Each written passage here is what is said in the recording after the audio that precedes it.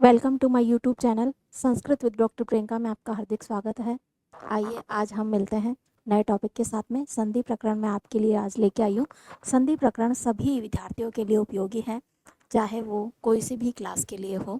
संधि हम क्यों पढ़ते हैं? सबसे पहले तो हमें ये जानना आवश्यक है कि संधि हम क्यों पढ़ते हैं।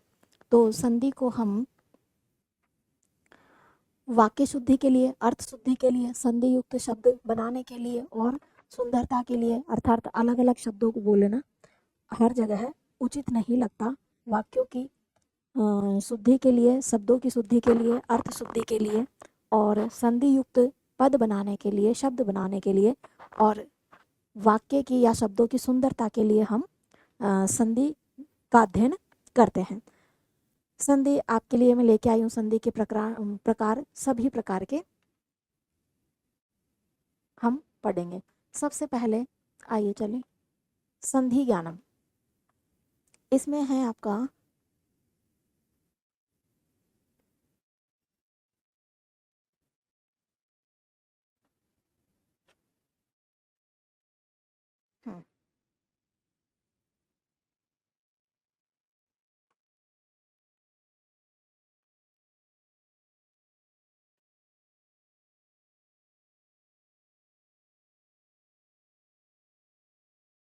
ठीक है। वर्ण संधानम संधि अर्थात द्वयो वर्णयो परस्पर यानी आपस में येत संधानम मेलनम वा भवति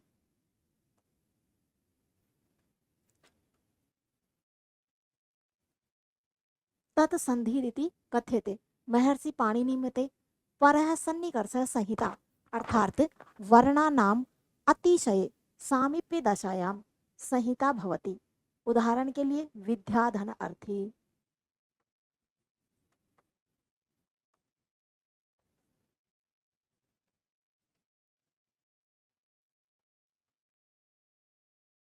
बराबर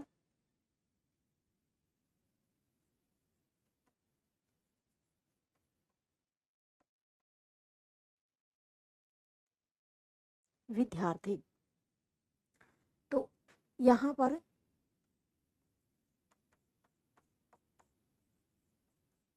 आधन अ बराबर आ।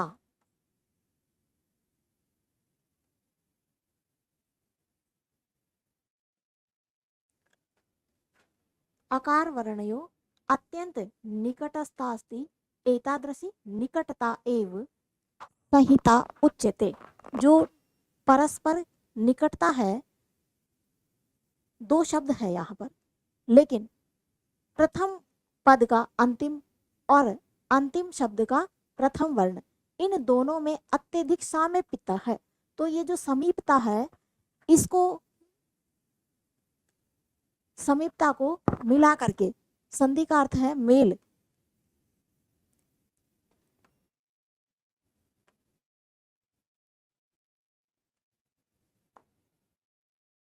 मेल या जोड़ना।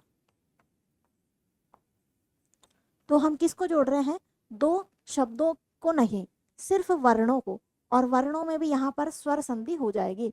तो अयम संधि खंड पदे धातु सर्गयो मध्य समास च नित्य रूपेण भवति किंतु वाक्य तो विवक्षाधीनो भवति। कहाँ कहाँ पर आपको संधि करनी चाहिए और कहाँ कहाँ पर आपको संधि नहीं करनी चाहिए। इसके लिए एक श्लोक है, पढ़िए। संहितेक पदे नित्या नित्या धातु सर्गयो नित्या समासे वाक्ये तु सा विवक्षाम पेक्षते।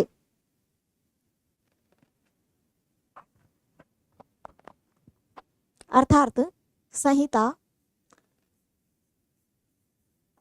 संहिता समझ रहे हैं आप? संहिता यानी संधि। संधि कहाँ कहाँ होगी? यहाँ पर कहा कि नित्य रूप से, नित्य रूप से संधि कहाँ होगी? एक पद में, एक पद में नित्य रूप से संधि होगी। धातु उपसर्गयो, धातु और उपसर्ग नित्या समासे वाक्य तु और समास में और वाक्य में क्या कहा कि तू सा विवक्षा यानी विवक्षा में आप चाहे तो संधि करें और नहीं तो आप संधि युक्त भी बोल सकते हैं और संधि विच्छेद वाला भी आप बोल सकते हैं। ठीक है, तो संधे काश्चन विशेषता, संधि शब्द से व्युत्पत्ति, व्युत्पत्ति के आधार पर यहाँ पर हो जाएगा सम उपसर्ग और डू धाय, डू धाय धातु प्लस की प्रत्यय बन करके बन गया संधि। ये इसकी व्युत्पत्ति हो गई है, शब्द की व्युत्पत्ति। संधे कृते प्रत्याहाराणाम ज्ञानम अनिवार्यम यथा माहेश्वर सूत्राणाम कंठस्थीकरणम प्रत्याहार निर्माण अभिज्ञामपि अनिवार्ये भवति। संधो आगमः पश्चात् पुरतो वा मित्रवत् आयाति वा आदेशः स्थिते वर्णे स्थाने शत्रुवत् आगच्छति। कि आगम, देखो यहाँ पर आगम के लिए कहा कि संधि आगम,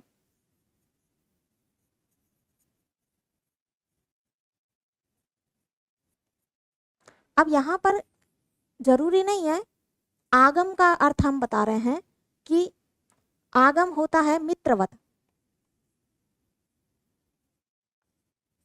मित्रवत, और आदेश,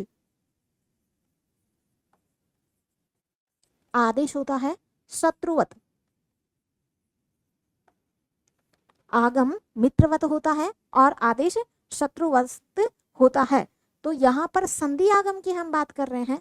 संधि आगम अर्थात संधि आगम से आप इस तरीके से समझ सकते हैं कि कोई वर्ण आया, दो वर्णों को मिल करके एक वर्ण बन गया, है ना, या इसके स्थान पर ये होगा। ठीक है, स्थान जहां पर बोले कि इसके स्थान पर ये होगा तो पूरा परिवर्तन हो जाएगा, है ना, क्योंकि शत्रु आएगा तो वो हटाकर ही आएगा। और आगम, आगम मित्रवत, है ना, कि ठीक है आप आए हो, आप भी इसमें एडजस्ट हो जाओ, इस तरह की भावना। ठीक है, तो संधि आगम में भी दो तरह के वर्ण आते हैं। यहाँ आगम, संधि आगम से हम समझेंगे मित्रवत और शत्रुवत। समझ में आना चाहिए कि जैसे हम अयादि संधि पढ़ते हैं तो वहां पर कहेंगे कि ए के स्थान पर आप अय आदेश कर दें। ठीक है, तो ये पूरा का पूरा चेंज हो जाएगा, यहाँ पर आपको ये लिखना होगा। ठीक है, तो इसको कहेंगे आदेश, समझ रहे हैं ना। और आगम, आगम अर्थात जैसे आ आया और लास्ट में आ आया, तो दीर्घ आकार और ह्रस्व आकार दोनों मिल करके आ हुआ। अब यहाँ पर अगर आ आता और इधर अगर दीर्घ आकार आ जाता तो भी मिल करके क्या हो जाता, आगम हो जाता। कौन सा आगम ही हुआ ये, कि इस स्थिति में भी यही परिवर्तन हुआ और इस स्थिति में भी यही परिवर्तन हुआ। ठीक है, संधे अपरम नाम संहिता, अपर नाम यानी दूसरा नाम, आप संहिता भी कह सकते हैं और संधि भी कह सकते हैं। संधो वर्ण नाम आदर्शनमेव लोप उच्यते। अगर संधि का आपको देखो यहां पर एक चीज कही है कि आदर्शनम, आदर्शनम क्या है, जो दिखाई नहीं देता है। आदर्शनम क्या है, जो दिखाई नहीं देता है, उसको क्या कहते हैं, लोप कहते हैं। जो दिखाई नहीं देता है उसको लोप कहते हैं, तो वहां पर लोप संधि हो जाएगी। ठीक है, लोप संधि वहां पर हो जाएगी। इसके बाद है संधि के हम मुख्य रूप से तीन भेद पढ़ते हैं। कौन कौन से, स्वर संधि, व्यंजन संधि और विसर्ग संधि। कहीं कहीं पर हम संधि के 5 भेद भी पढ़ते हैं। ठीक है, तो संधि के 5 भेद, प्रकृति भाव जो कि स्वर संधि का ही भेद है, और रुत्व संधि, है ना, उत्व संधि, ये सब भी विसर्ग संधि के ही भेद है। नेक्स्ट, अब हम पढ़ते हैं अच संधि। अच संधि में क्या है, द्वयो स्वर यो, स्वर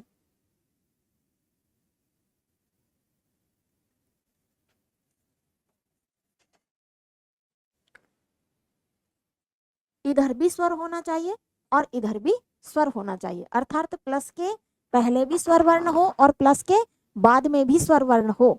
ये कंडीशन रहेगी अच संधि। अच संधि, अच यानी क्या होगा, स्वर। हम संस्कृत में महेश्वर सूत्रों के अनुसार, माहेश्वर परंपरा के अनुसार हम अच कहेंगे, और हिंदी में या वर्णमाला की दृष्टि से हम क्या कहेंगे, स्वर कहेंगे।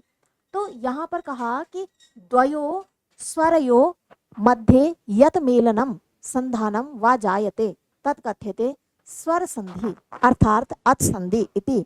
स्वर संधि अग्रिम लिखता अष्टौ भेदा, स्वर संधि के 8 भेद लिखे गए हैं। प्रॉपर आवाज आ रही है? पिछले वीडियो में कुछ स्टूडेंट्स का कमेंट था कि मैम आवाज क्लियर नहीं आ रही है, तो प्लीज इसमें बताइएगा कि आवाज क्लियर आ रही है या नहीं। स्वर संधि के कितने भेद हैं? 8 प्रकार। प्रकार आप कह सकते हैं, और क्या कह सकते हैं, भेद आप कह सकते हैं।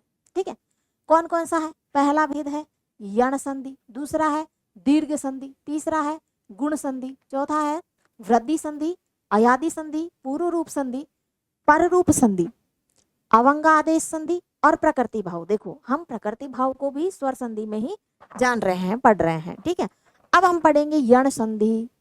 अब यण को पढ़ने से पहले जान लीजिए क्या होगा इसमें। इको यणचि सूत्र है, इको यणचि इत्यनेन सूत्रेण संहिता विषये अचि परे सति पूर्ववर्तिनः इक स्थाने, इक के स्थान पर यण हो जाएगा। तो इक कौन से वर्ण है और यण कौन से वर्ण है? ई, उ, री, लृ, ये इक प्रत्याहार के वर्ण है। अब यहाँ पर देखो हमने जो आगम पढ़ा, संधि आगम पढ़ा, तो ये शत्रुवत है। कैसे है? आदेश है, और आदेश कैसा होता है? शत्रुवत होता है। ई के स्थान पर क्या हो जाएगा? ये हो जाएगा। उ के स्थान पर क्या हो जाएगा? वह हो जाएगा। और री के स्थान पर र और लृ के स्थान पर ल वर्ण हो जाएगा। ठीक है, व्यंजन वर्ण हमेशा हलंत होते हैं। स्वर वर्ण की जगह पे व्यंजन वर्ण आदेश हो जाएगा, यण प्रत्याहार के वर्ण आदेश हो जाएंगे। और आदेश कैसा होता है? शत्रुवत होता है। तो पूरा पूरा इसको हटा करके ये विधान हो जाएगा। समझ में आ रही है बात? संधि आगम के बारे में हमने जो पढ़ा। आगे देखिए कि हमने माहेश्वर सूत्र में ये प्रत्याहार पढ़े, उस प्रत्याहार के अनुसार हमने ये प्रक्रिया करी। अब उदाहरण देख लेते हैं कि उदाहरणों में क्या क्या चेंजिंग है। उदाहरण है सुधी धन उपास्य। सुधी धन उपास्य, तो यहाँ पर सुधी में ई है और उ में उपास्य है। उपास्य शब्द में उ है, तो यहाँ पर क्या हो जाएगा? प्रथम वर्ण के स्थान पर चेंज हो जाएगा। क्या हो जाएगा? य। किसकी जगह पे? इसके जगह पे। यण, यण संधि की कंडीशन क्या है कि अगर इक आए तो इक कौन सा है? ये है। लेकिन कब आए?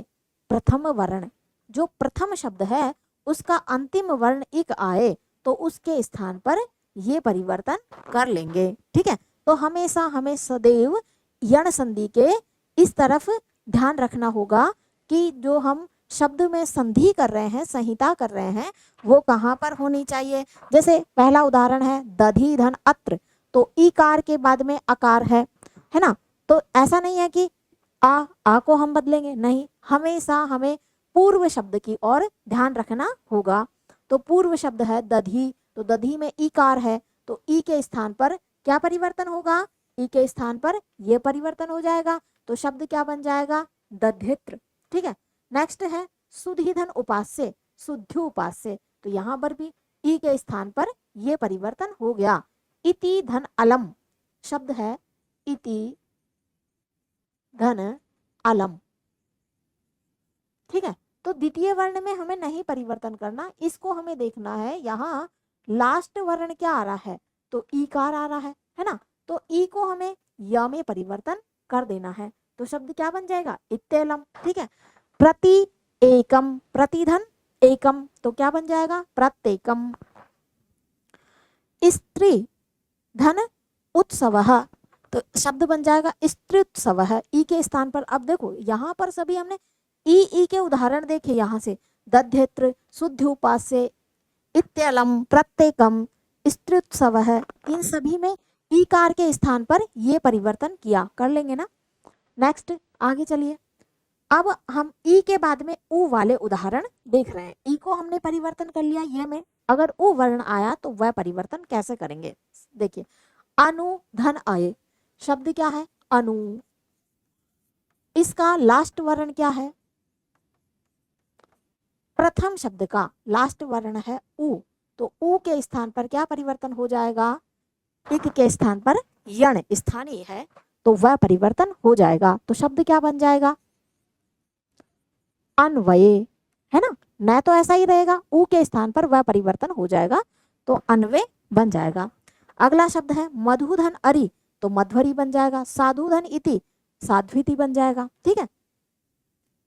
अब रीकार के री के स्थान पर क्या परिवर्तन करना है, रा परिवर्तन करना है, तो पितृधन ए, तो पित्रे बन जाएगा, है ना।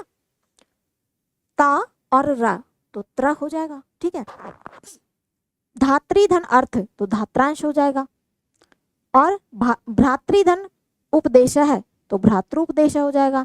इति धन आदि इत्यादि हो जाएगा। मति धन वृद्धि, मति धन वृद्धि, तो मत वृद्धि हो जाएगा। ठीक है।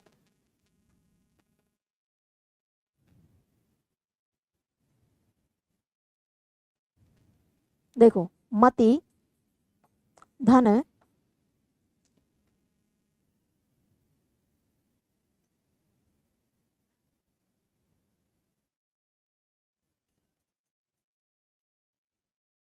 कोई भी शब्द आए हमें आगे वाले को ध्यान में नहीं रखना है। ई के स्थान पर ये परिवर्तन करना है ना। ई के स्थान पर ये परिवर्तन करना है तो क्या बन जाएगा, माँ आदत तय हो जाएगा और ई के स्थान पर ये हो जाएगा। ठीक है। और यहाँ पर जो र है इस तरीके से ये शब्द बन जाएगा। ठीक है। र का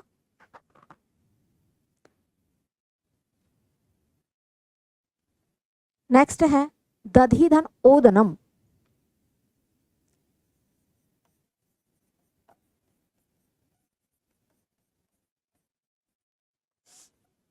अब यहाँ पर क्या परिवर्तन होगा आप बताइए, बना के देखिए मेरे साथ में, आप शब्दों को बनाइए। जब ही संधि आएगी, सिर्फ सुनने से संधि नहीं आएगी। एक बार आपने नियम जान लिया, नियम क्या है अपना, कि इ के स्थान पर इक प्रत्याहार की जगह यण प्रत्याहार आदेश हो जाएगा। ई के स्थान पर यह, उ के स्थान पर वह, री के स्थान पर र और री के स्थान पर ल परिवर्तन हो जाएगा। तो अब आपको इस नियम के अनुसार जो मैं शब्द बोल रही हूँ, साथ में आप पेन और कॉपी लेके बैठें और उन शब्दों का अभ्यास करें। तब जितने ज़्यादा आप शब्द अभ्यास करेंगे, संधि इतनी ही क्लियर हो जाएगी। सिर्फ सुनने से संधि आपकी क्लियर नहीं हो पाएगी।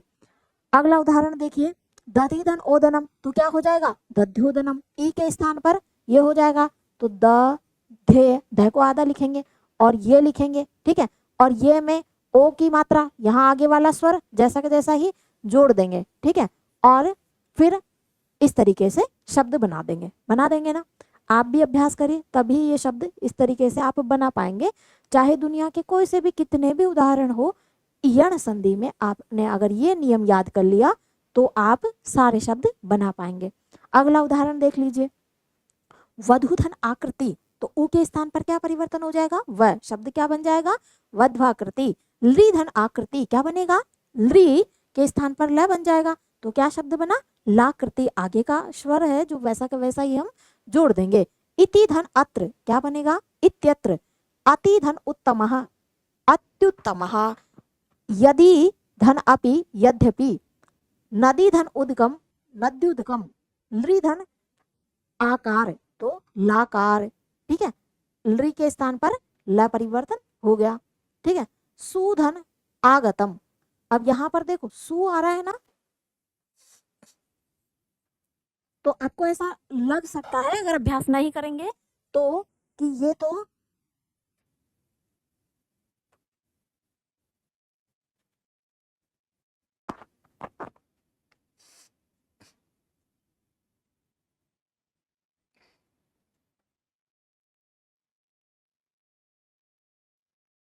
है ना।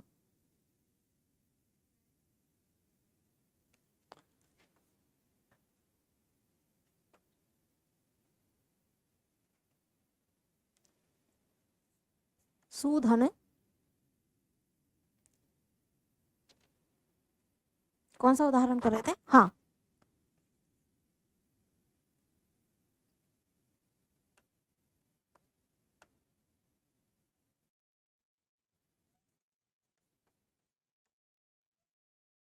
आगतम, सुधन आगतम।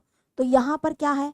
उ वर्ण है, और उ को किस में परिवर्तन करेंगे? व में परिवर्तन करेंगे, और अंतिम स्वर है वैसा का वैसा ही जोड़ देंगे। तो क्या बन जाएगा यहाँ पर? स्वागतम,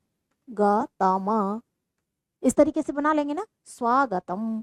ठीक है, नेक्स्ट उदाहरण देखिए, गुरु प्लस आदेश, तो उ के स्थान पर क्या हो जाएगा?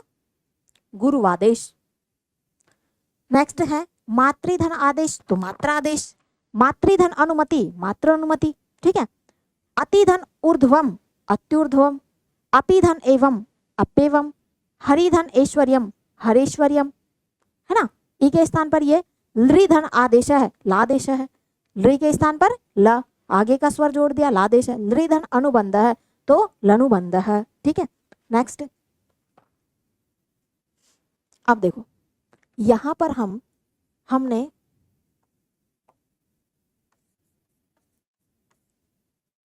यण संधि पढ़ा। यण संधि का नियम क्या पढ़ा हमने? नियम है कि इक के स्थान पर, इक क्या? प्रत्याहार के स्थान पर क्या हो जाएगा? यण प्रत्याहार हो जाएगा, आदेश हो जाएगा। इक में कौन कौन से वर्ण आते हैं? ई, उ, री, लृ। ठीक है, यहां तक बात समझ में आ गई। अब ई के स्थान पर ये परिवर्तन करना है, उ के स्थान पर वह परिवर्तन करना है, री के स्थान पर र परिवर्तन करना है, और ल के स्थान, लृ के स्थान पर ल परिवर्तन करना है। ठीक है, लेकिन ध्यान रखिए कि व्यंजन वर्ण सदैव हलंत आते हैं। जब आप शब्द बनाएंगे तो वहां पर अर्धवर्ण वहां होगा, और उसके बाद आप स्वर को जोड़ पाएंगे। ठीक है, तो ये नियम आप याद कर लीजिए यण संधि का। जितने भी उदाहरण हमने पढ़े सब के सब इसमें आ जाएंगे। ठीक है, नेक्स्ट है दीर्घ संधि।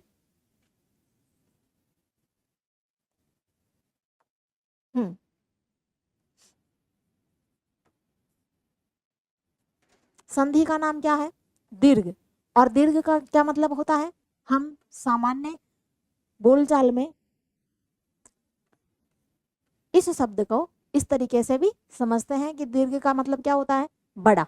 ठीक है, बड़ा। अब यहाँ पर स्वर की बात कर रहे हैं। सूत्र है अक सवर्ण है दीर्घ है, इतनेन सूत्रेण संहिता विषय अक प्रत्याहार से परे सवर्णे अचि, सवर्णे यानी समान। अब यहाँ पर क्या कहा कि बड़ा तो होगा, लेकिन कहां पर होगा? जब सवर्ण होगा, है ना। सवर्ण होगा तभी तो बड़ा होगा। एक जैसा है, अगर मान लो ये पेन है और एक और पेन है, ठीक है, ये पेन है, तो फिर अब इनकी तुलना हो जाएगी कि ये इससे बड़ा है। ठीक है, तो अब इन दोनों संज्ञाओं को हमने एक ही लिया। ठीक है, कि पेन है, इनमें से कौन सा बड़ा? तो सवर्ण हो गए ये आपस में, सवर्ण यानी समानता। अब लोक व्यवहार में तो मैंने आपको ये उदाहरण दे दिया, लेकिन व्याकरण में क्या है? सवर्ण किसको कहेंगे? या तो उसका उच्चारण स्थान एक होना चाहिए, या उसका प्रयत्न एक होना चाहिए, तभी वो सवर्ण होगा। ठीक है, अब यहाँ पर उदाहरण दिया, सवर्ण समझो पहले तो। मूल स्वर, मूल स्वर है आ, ई, उ, री, लृ। ठीक है, ये मूल स्वर है। तो यहां पर मूल के बाद में क्या कहा कि अकह। अब यहां पर देखो, अक कह सकते हैं इन वर्णों को। माहेश्वर सूत्र पढ़ते हैं, आई उन रिल रिक। ठीक है, तो इन दोनों सूत्रों के मध्य में जो प्रणा है इत संज्ञक, उसको तो हमने छोड़ दिया, और अक प्रत्याहार में कौन से वर्ण आ गए? ये सभी अक प्रत्याहार में आ गए। ठीक है, इसके स्थान पर क्या कहा कि अगर सवर्ण आया, समान आया, तो फिर क्या आदेश हो जाएगा? दीर्घ आदेश हो जाएगा। ली का चूंकि दीर्घ नहीं होता है, लेकिन इनकी री की और ली की सवर्ण संज्ञा होने के कारण इसको भी दीर्घ में गिन लिया जाता है, अर्थात इसकी भी सवर्ण संज्ञा हो जाती है। तो यहाँ पर नियम बन गया ये। समझ में आ रही है बात?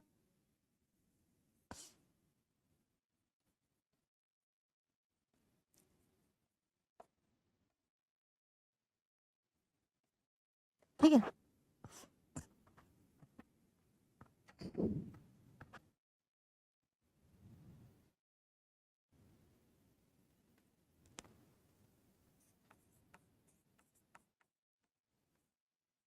नियम क्या बन गया कि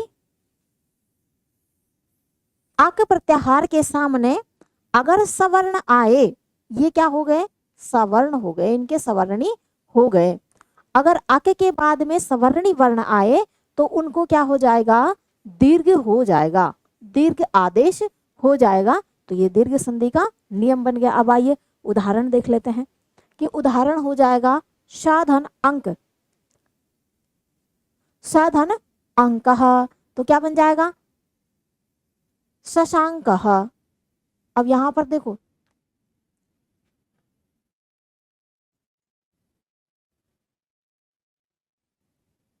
यहां पर लिख देती हूँ।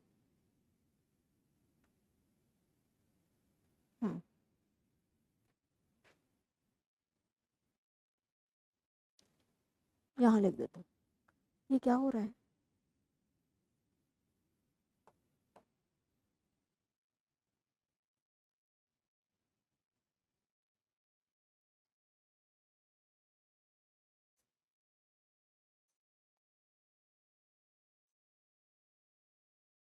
अंक।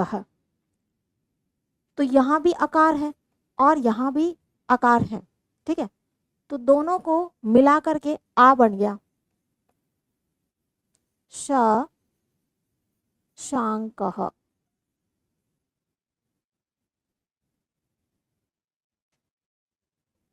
शशांक है, ठीक है।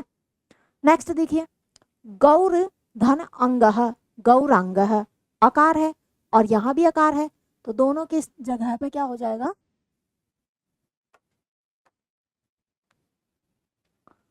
गौर धन अंग, गौरांग। आकार और आकार मिलकर के आकार हो जाएगा। रत्न धन आकार है तो रत्नाकार है, ठीक है। यथा धन अर्थ है, यथार्थ है। परिधन इच्छा, परीक्षा। यहाँ पर ह्रस्व इकार है और दीर्घ इकार है, तो दोनों मिलकर के क्या हो जाएगा? सवर्णी भी मिलकर के दीर्घ ही आदेश हो गया, परीक्षा, ठीक है। इसके बाद है महती धन इच्छा, महती इच्छा। रवि धन इच्छा, रवि धन इंद्र है, रविंद्र है, बना लेंगे ना आप। मधुधन उत्तम है, मधुत्तम है। यहाँ पर ह्रस्व उकार है, यहाँ दीर्घ उकार हो गया। भानुधन उदय, छोटा ऊ है, बड़ा ऊ हो जाएगा, भानुदय हो जाएगा। होत्री धन ऋकार है, होत्रिकार है। पितृधन ऋणम, पितृणम। विद्याधनम आलय, विद्यालय। दैत्य धन अरि, दैत्यार है। बन जाएंगे ना आपसे? बनाइए इनको, इनको बनाइए सभी उदाहरणों को इस फार्मूले से। देखो इसको और विस्तारित में कर देती हूँ कि यहाँ पर देखो, जो हमने स्थिति ली थी आकार की,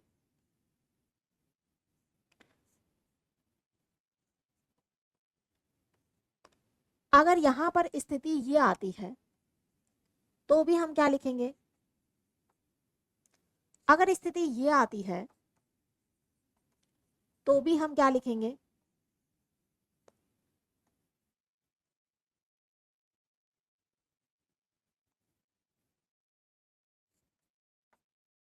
आ ही लिखेंगे। अगर मान लो इस तरीके से आ गया तो भी हम दीर्घ आ ही लिखेंगे, बड़ा आ ही लिखेंगे। अगर ये स्थिति आ गई तब भी हम क्या लिखेंगे? समझ रहे हैं ना उस नियम को विस्तार से? ठीक है। ई कार का भी इसी तरीके से देख लीजिए, ई वाला, ठीक है। यहाँ चाहे आप इस तरीके से लिख लो, ये और अच्छे से समझ में आपको आएगा कि आदेश यही होगा। अगर दोनों ह्रस्व इकार है तब भी क्या हो जाएगा? दीर्घ इकार ही हो जाएगा। अगर मान लो दोनों साइड शब्द के प्रथम शब्द के अंत में भी और द्वितीय शब्द के प्रारंभ में भी अगर दीर्घ इकार है तो भी दीर्घ इकार हो जाएगा। अगर इस तरीके से पहले शब्द में छोटा और दूसरे में बड़ा आया तो भी बड़ा हो जाएगा, और पहले में अगर बड़ा ई और दूसरे में छोटा ई आया तब भी क्या हो जाएगा। ठीक है, समझ में आ रही है कहानी। ई के जैसे ही आप ऊ को बना लीजिए, ठीक है, ऊ बड़ा हो जाएगा।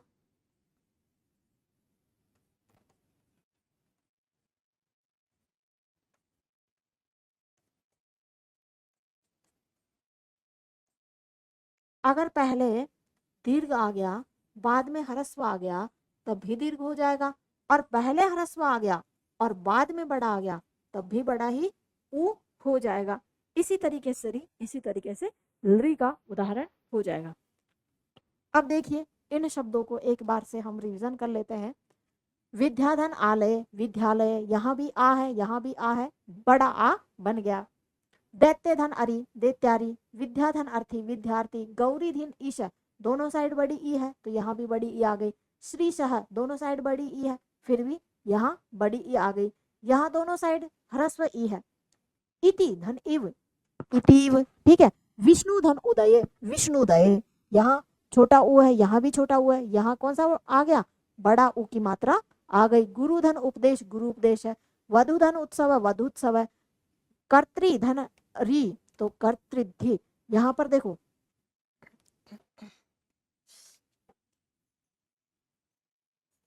री आया उसके बाद में क्या आया, रिद्धि, तो बड़ी री आ जाएगी। शब्द क्या बना, डबल री की ये मात्रा होती है।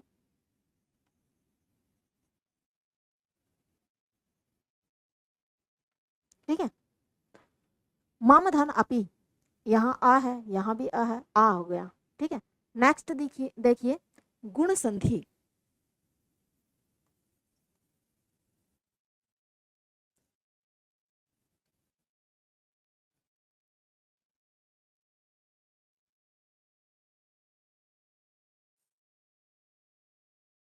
गुण संधि को देखें। गुण की परिभाषा क्या है, सूत्र है आद गुण। सूत्र कहता है कि इत्यनेन संहिता विषये आ आ वर्णतः परे ई उ उ री और लृ विद्यमानेषु वर्णेषु पूर्व परयो स्थाने गुण एकादेश, एक आदेश हो जाएगा। भवति इदानीम एतेषां स्थिति उदाहरणानि च प्रस्तुयन्ते हैं। संधि का नाम क्या,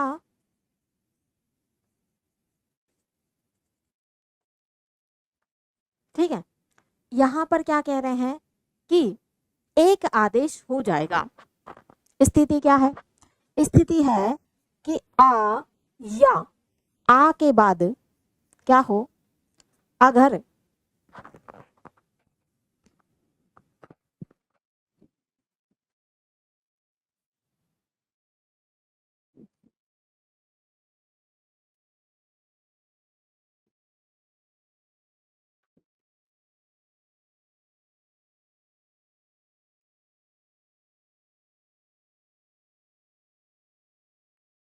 एक आदेश हो जाएगा, समझ रहे। इसके बाद में अगर इनमें से कोई भी वर्ण आए तो क्या हो जाएगा, अगर ये वर्ण आए ऐसी स्थिति बने तो क्या बन जाएगा, ए बन जाएगा। अगर ये वाली स्थिति आए तो क्या बन जाएगा, ओ बन जाएगा। अगर ये स्थिति आए तो क्या बनेगा, अर बन जाएगा। और अगर ये वाली स्थिति आ जाए तो क्या बन जाएगा, अल बन जाएगा। तो गुण वर्ण कितने हो गए, ए ओ अर अल। हम इसको संक्षिप्त में इस तरीके से भी कह सकते हैं कि आ ए ओ, ये तीन वर्ण गुण संज्ञक वर्ण होते हैं। इससे हमने कहा आत का ग्रहण हो गया यहाँ पर, इसलिए अर और अल का ग्रहण इसके साथ ही हो जाता है। तो ये क्या हो गए, गुण संज्ञक वर्ण।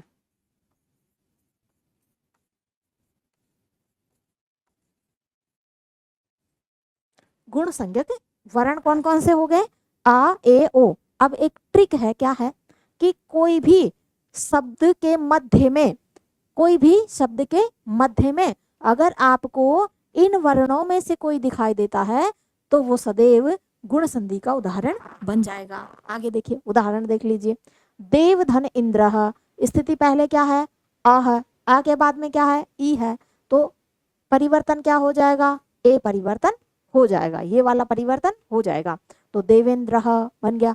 उपधन इंद्रः उपेंद्रः, यथा धन इष्टम यथेष्टम, ठीक है। ना धन इति नेति,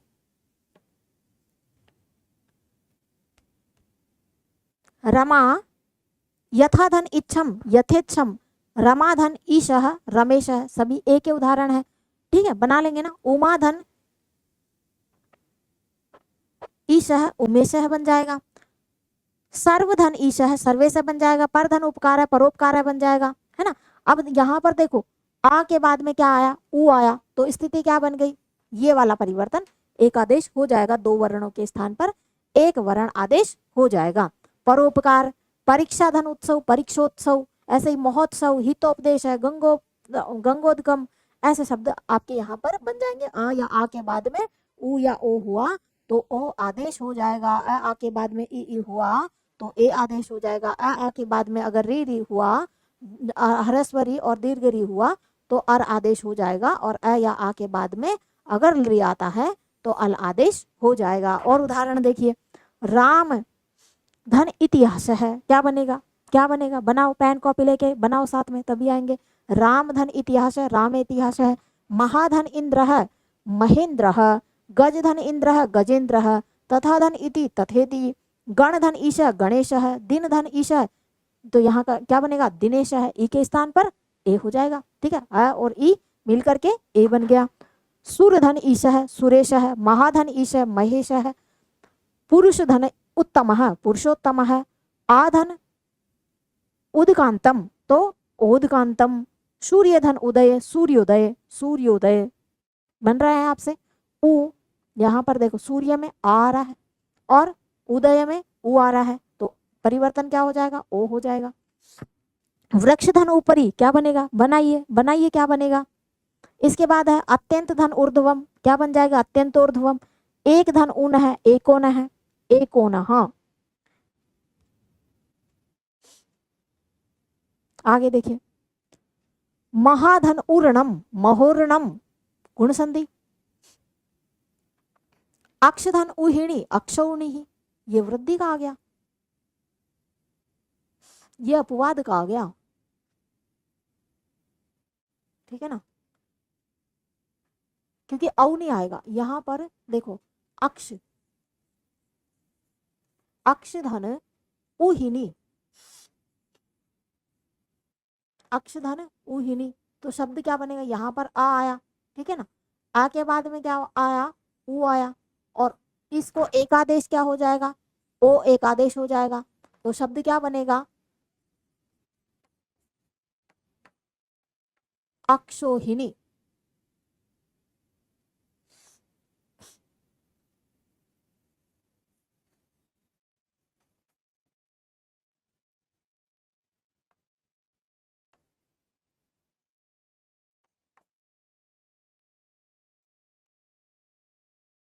अब यहाँ पर न को ण हो गया है ना, वो एक अलग प्रक्रिया है, लेकिन यहाँ पर संधि क्या हो गई,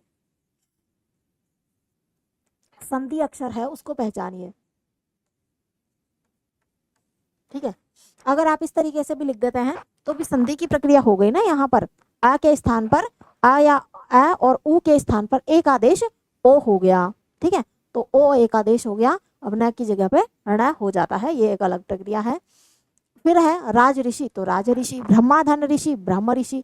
ग्रीष्म धन ऋतु, ग्रीष्म ऋतु। तव धन लकार है, तवलकार है।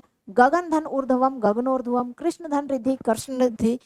महाधन ऋषि, तो क्या बनेगा, आ और री बन के अर बन जाएगा, महर्षि बन गया।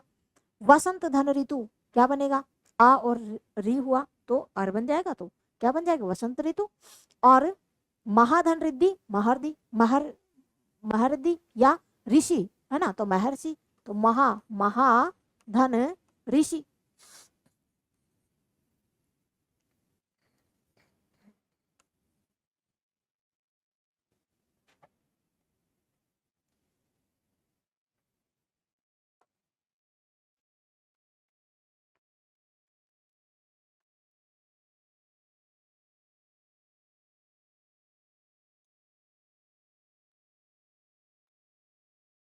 क्या बन जाएगा, महान है जो ऋषि, समास हो गया ना, कर्मधारी है। हम क्या पढ़ रहे हैं, संधि पढ़ रहे हैं। हमने क्या परिवर्तन किया, हमने अर परिवर्तन किया, किसकी जगह पे, आ और री की जगह पे, आ और री की जगह पे हमने क्या परिवर्तन किया, अर परिवर्तन किया। कॉपी और पेन ले ले और बनाते चले इसी तरीके से शब्द। तव धन लृदंत, तो क्या बन जाएगा, तवल दंत। यहां पर लृ लृ के स्थान पर क्या हो जाएगा, आ, और आ के बाद में क्या बना, लृ, तो क्या गुण हो जाएगा, अल गुण हो जाएगा, शब्द बन गया। ठीक है, उसके बाद है वृद्धि संधि। अब वृद्धि संधि, वृद्धि का मतलब क्या होता है, वृद्धि संज्ञा का सूत्र क्या होता है, वृद्धि संधि का सूत्र क्या होता है, कौन कौन से वर्ण वृद्धि संज्ञक होते हैं, किस किस तरीके से उदाहरणों में हम उनको पहचानेंगे, ये सारी ट्रिक के साथ मैं आपको बताऊंगी। चल, ये क्या क्या गड़बड़ हो रही है।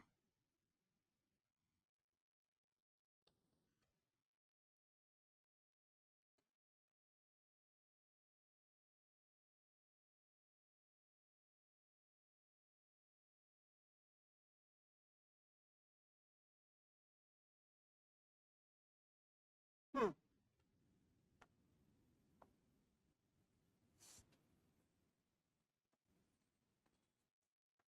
संधि का नाम क्या है, आप भी पेन कॉपी साथ में रखें और बनाते चले। वृद्धि संधि का सूत्र क्या है, वृद्धि रेची, ये क्या करता है, वृद्धि इत्यनेन सूत्रेण, वृद्धि रेची इत्यनेन सूत्रेण संहिता विषय, यानी संधि के विषय में आ या आ, आ या आ, वर्णतः परे, वर्ण के बाद में ए ओ ऐ औ विद्यमाने पूर्ववर्णयो स्थाने वृद्धिर एकादेशः भवति अधुना एतेषां स्थिति उदाहरणानि। देखो, अगर कौन कौन से वर्ण आए,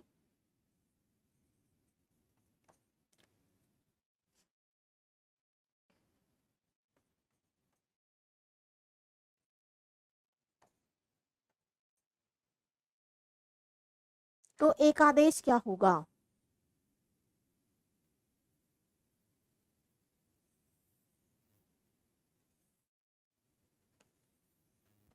ठीक है। अब यहां पर भी हम कह सकते हैं कि ये तीन वर्ण वृद्धि संज्ञक होते हैं, आवरण, ऐ वर्ण और औ वर्ण, ठीक है। इनको क्या कहेंगे, वृद्धि संज्ञक।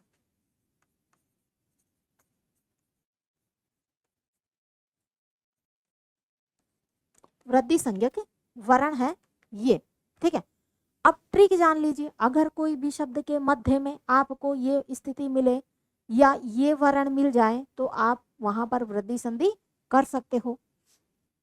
स्थिति देखिए, उदाहरण देखिए, एक धन एक, तो अब देखो आ के बाद में क्या आया, ए आया, तो परिवर्तन क्या हो जाएगा, यहां पर आई में बदल गया, ठीक है। तो ए कई कह बन गया। जन धन एकता, आ के बाद में ए आया तो जन एकता। सदा धन एव सदैव, जल धन ओग। अब यहां पर देखो, आ के बाद में क्या आया, ये, तो क्या स्थिति बन गई, औ, औ बन गया। तो यहां पर क्या बनेगा, जलोग है। वन धन औषधि, औषधि तो वन औषधि। देवधन ऐश्वर्यम देवैश्वर्यम। मम धन औदासीन्यम ममोदासीन्यम, यहां पर औ की मात्रा। महाधन ऐश्वर्यम महेश्वर्यम। अब देखो, आ आया और आ के बाद में ये आया तो भी क्या बनेगा, ऐ बन जाएगा, है ना। माहेश्वर्यम। वसन धन, अब देखो यहां पर माहेश्वर्यम मत कर देना, क्योंकि आ और ए के स्थान पर, दोनों वर्णों के स्थान पर एक आदेश हुआ है ना। तो एक आदेश अर्थात जैसे हमने गुण में किया वैसे ही वृद्धि में भी एक आदेश ही हमें करना है। बस वहां पर गुण संज्ञक वर्ण अलग थे और वृद्धि संज्ञक वर्ण अलग है। ठीक है, अगला शब्द देखिए, देवधन ऐश्वर्यम, देवेश्वर्यम।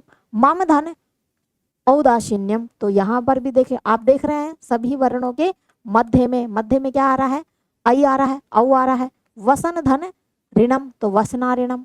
अब यहाँ पर क्या हो जाएगा, आ से आर, आर और आल, आ से हम दो वर्णों का ग्रहण कर रहे हैं। यहाँ पर कहा, अगर री और लरी के स्थान पर। ठीक है, अब यहाँ पर वसन धन ऋणम आया है ना, री आ गया, तो यहाँ पर वसनारिणम, आर, आर यहाँ पर वृद्धि दिखाई दे रही है। राजा धन एश है, राजेश है। बाला धन एशा, बालेशाह। तथा धन एव, तथेव। सभी वर्णों के मध्य में देखिए आई, औ, औ, है ना, आर, ये आपका आ रहा है आई। देखो, तथा धन एव, तथेव। गंगा धन औग है, गंगोग है। बिंब धन औष्ठ, बिंबौष्ठ है। तव धन औदार्यम, तवोदार्यम। नृप धन ऐश्वर्यम, नृपेश्वर्यम। आई आ रहा है यहाँ पर भी। महाधन औषधि, तो महोषधि। आ और औ आया। अब देखो ये अगर आया तो भी क्या बनेगा, औ बनेगा। समझ रहे हैं ना। तो क्या परिवर्तन हुआ, एक तो देखो ये दोनों तो आपको समझ में आ गए। सिंपल भाषा में हम अगर कहें तो इस तरीके से भी कह सकते हैं कि आ या आ के बाद नियम बना रहे हैं। नियम क्या बन जाएगा कि आ या आ के बाद अगर क्या रहे, ए या आई, ओ या औ आए, तो इसके स्थान पर तो आई आदेश कर देंगे और इसके स्थान पर औ आदेश कर देंगे। दो वर्ण समझ में आए। अब देखो, आ या आ के बाद अगर क्या आए,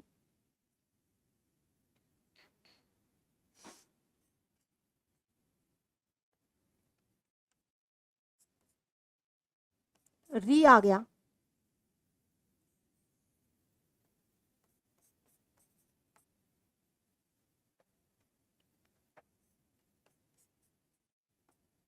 दीर्घ री आ गया या ह्रस्वरी आ गया या फिर लरी आ गया। ठीक है, तो हम इनके स्थान पर आर आदेश कर देंगे और इनके स्थान पर आल आदेश कर देंगे। ठीक है, बन जाएगा। आया नियम समझ में। आप दुनिया के सारे उदाहरण देख लो, इस नियम से बन जाएंगे। अगली संधि है अयादि संधि।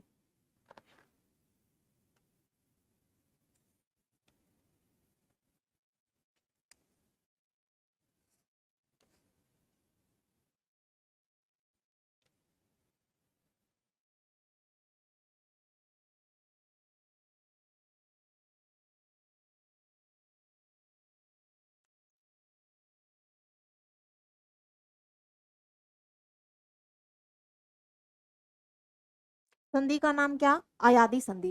जैसा नाम वैसा काम। सूत्र क्या है, एचो ये व एचो व वायावह, एचो ये वायावह। इत्यनेन सूत्रेण संहिता विषये अचि परे एच स्थाने अयादि भवति। माहेश्वर सूत्रानुसार अनुरूपम क्रमशः ए ओ ऐ औ इति वर्णः। इदानीम एतेषां स्थिति उदाहरणानि च। यहाँ पर क्या कहा कि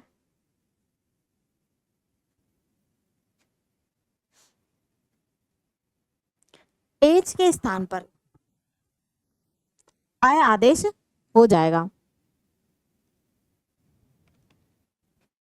एच, एच प्रत्याहार में कौन कौन से वर्ण आते हैं, एच प्रत्याहार में वर्ण आते हैं ए, ओ,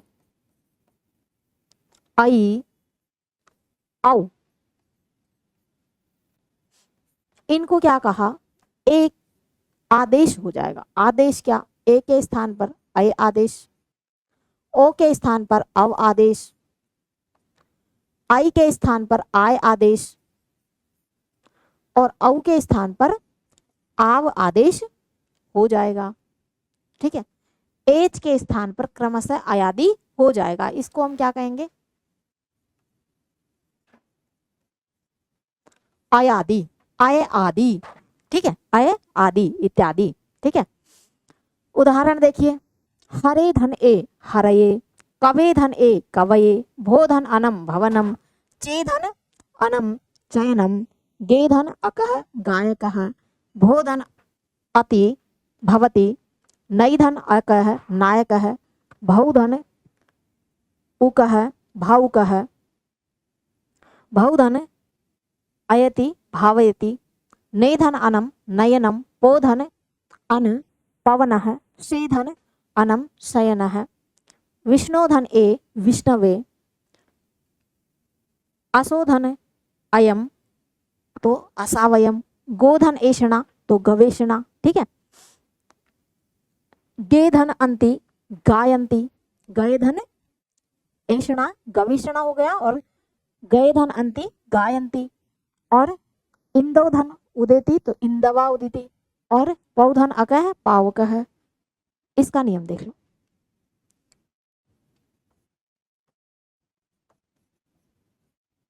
नियम क्या बन जाएगा, एच वर्ण, एच में ए, ओ,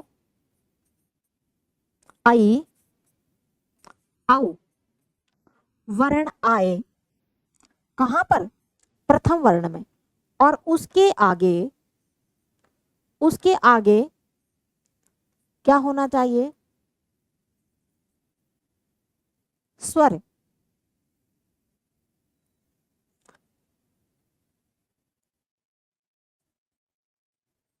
कोई सा भी स्वर आ गया तो इनको क्या आदेश हो जाए,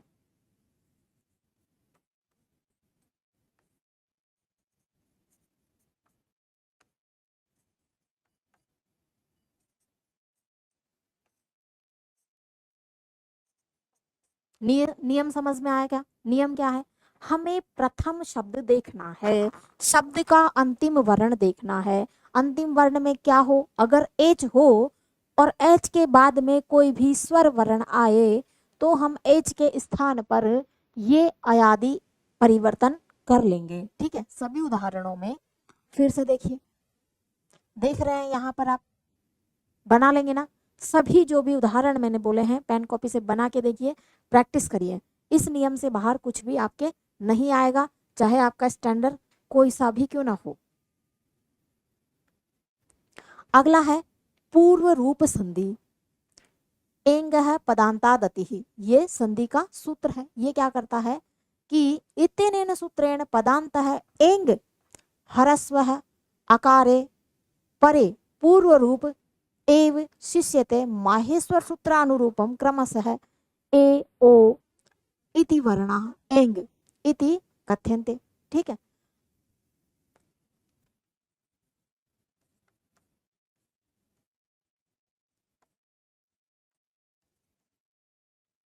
पूर्व रूप संधि, पूर्व रूप संधि में क्या कहा कि एंग प्रत्याहार के वर्ण,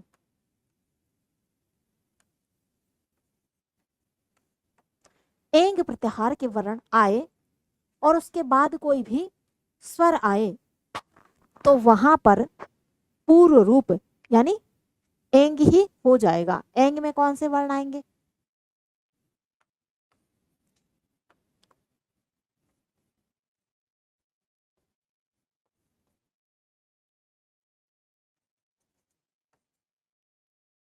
एंग के बाद में कोई भी स्वर आए तो वहां पर हमें वही कर देना है जो पूर्व शब्द में पहले शब्द के अंत में जो स्वर है वही हमें उसमें, बहुत आसान है।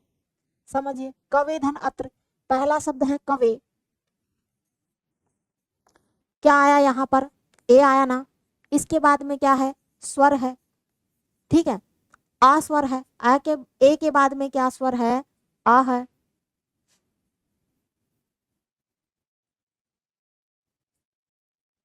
तो यहां पर कहा कि एंग प्रत्याहार का कोई वर्ण आए और उसके बाद में कोई स्वर आए तो वो पहले जैसा ही हो जाएगा। तो यहाँ पर उदाहरण क्या बना, बन गया संधि युक्त शब्द कवेत्र।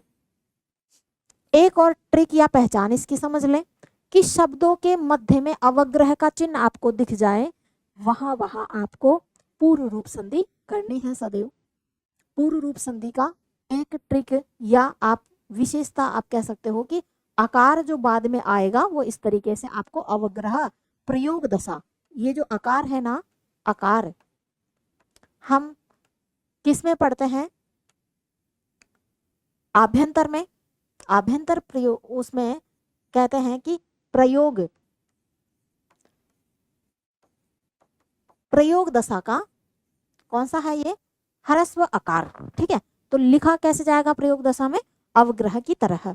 दूसरा उदाहरण देखें, हरे धन अव, हरेव, विष्णु धन अत्र, विष्णोत्र, विष्णु धन अव, विष्णु, धने धन अपि, धने अपि, ते धन अत्र, ते अत्र, मार्गे धन अन्य, तो मार्गन्य बना लेंगे ना आप, इस तरीके से बन जाएंगे।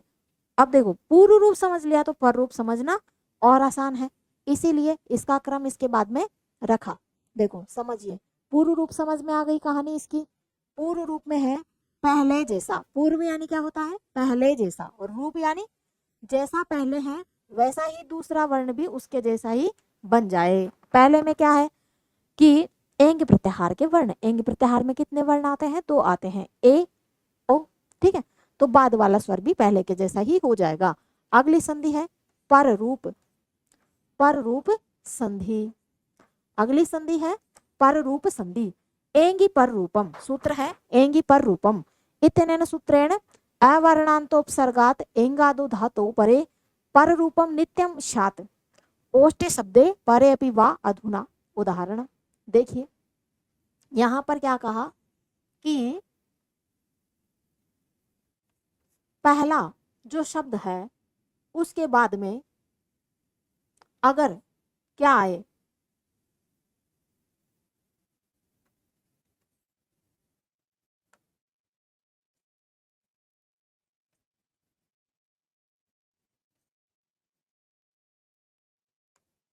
या आप इस तरीके से भी इसको लिख सकते हो, पर रूप है ना, तो एंगी पर रूपम,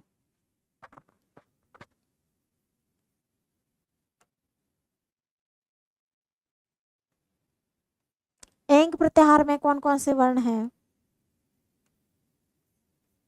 ए और ओ, ठीक है, ए और ओ।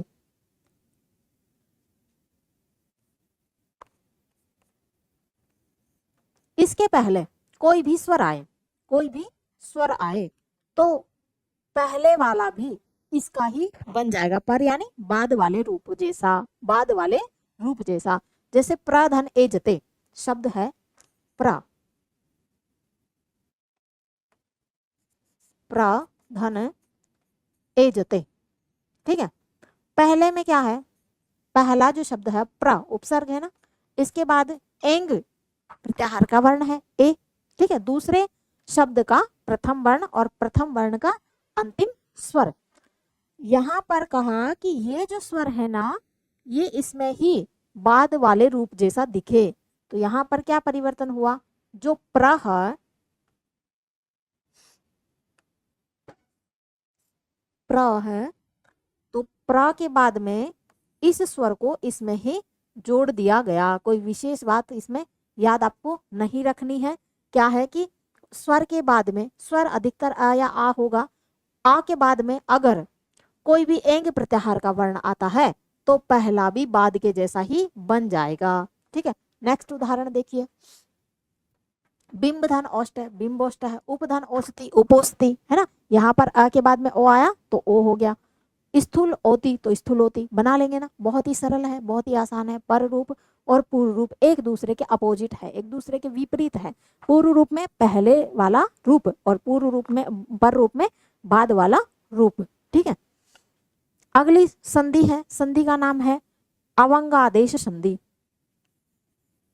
अवंग आदेश है।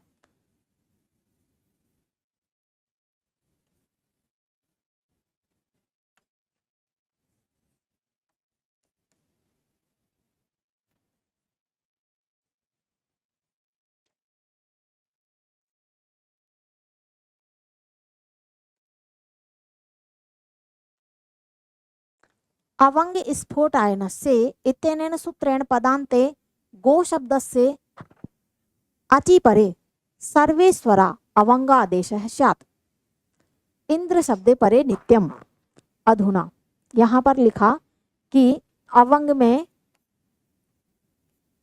उदाहरण है गोधन अग्रम।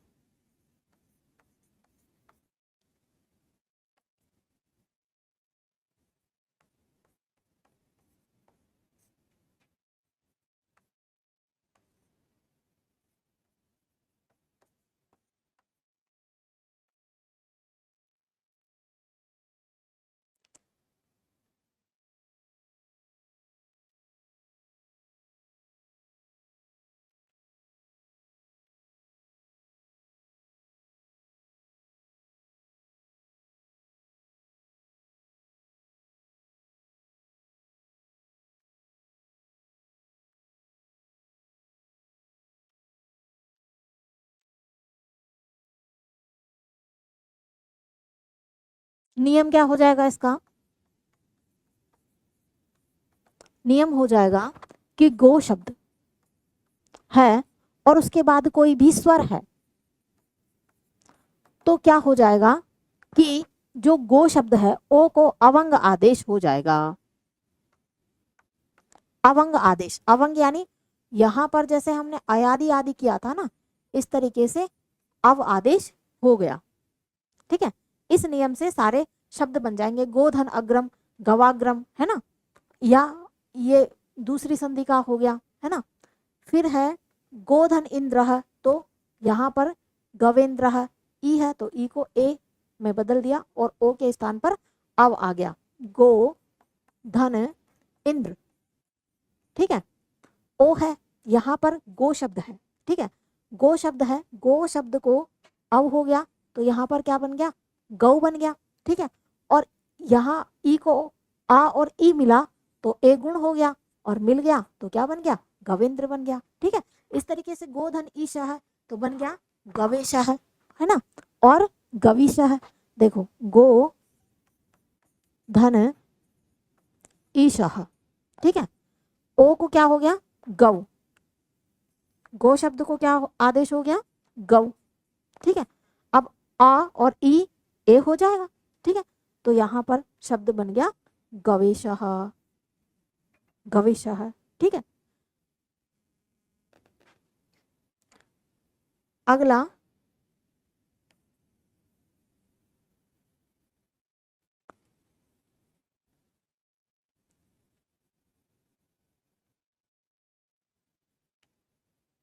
अगली संधि है प्रकृति भाव संधि। प्रकृति भाव का मतलब है कोई परिवर्तन नहीं होना, जैसा है वैसा ही रहना।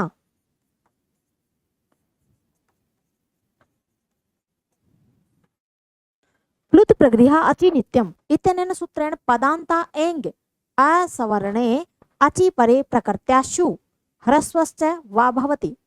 पदान्तस्य अकः ऋकारे परे औकारस्य इति शब्दे परे गो शब्दस्य ह्रस्वाकारे परे च प्रकृति भाव वा स्यात्।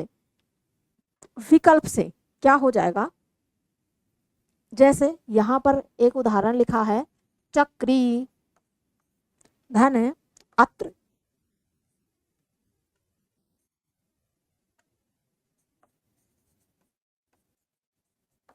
बराबर चक्री अत्र। ठीक है,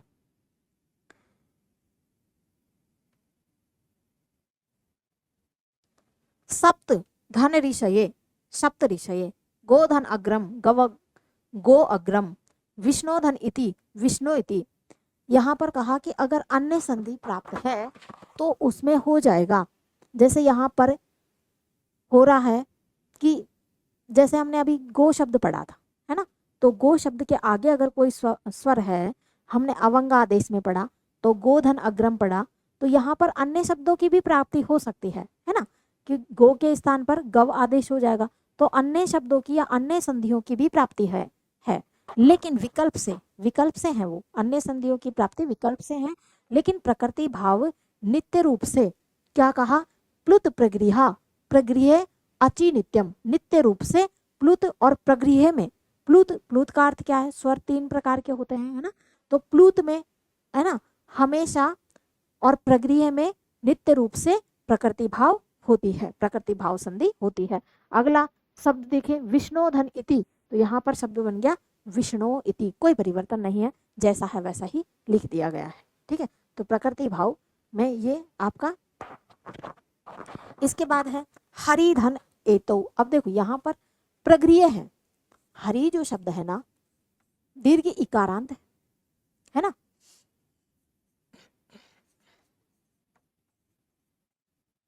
सॉरी, हरि जो शब्द है ये द्विवचन है, तो द्विवचनांत जो शब्द हुआ तो प्रगृह आ गया, तो यहाँ पर भी नित्य रूप से प्रकृति भाव संधि हो जाएगी, तो कोई भी परिवर्तन यहाँ नहीं रहेगा, जैसा है वैसा ही लिख दिया गया है। हरिधन एतौ, गंगे धन अमु, ये भी प्रगृह का उदाहरण है, गंगे अमु। ठीक है, अमी ईशा, ये भी प्रगृह का उदाहरण है, ऐसा का ऐसा ही हो जाएगा।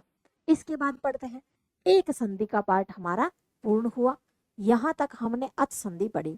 ठीक है, कुछ पुस्तकों में अच संधि ही मिलती है और कुछ में इसके 2 भेद मिलते हैं, एक अच संधि और एक प्रकृति संधि, प्रकृति भाव संधि। ठीक है, तो हम उनको पढ़ चुके हैं, सभी प्रकार के सभी भेदों को। आइए चलते हैं, नेक्स्ट है हल संधि। हल का मतलब है व्यंजन संधि। ठीक है,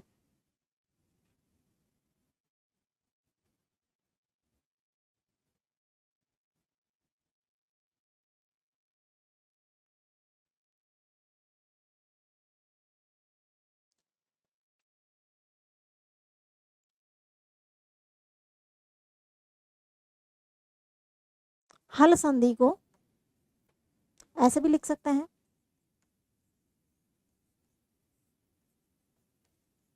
सही है ना।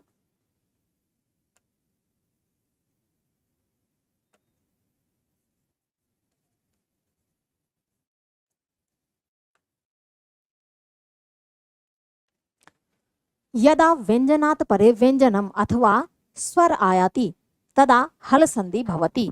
हल संधे अपरम नाम व्यंजन संधि अपि वर्तते। अस्य संधे अनेके प्रकारा भवन्ति, तेषां नामानि अस्ति इष्टुत्व संधि, इष्टुत्व संधि, जस्त्व संधि, चरत्व संधि, अनुस्वार संधि, परसवर्ण संधि, है ना, इत्यादि। नियम क्या हो जाएगा, नियम है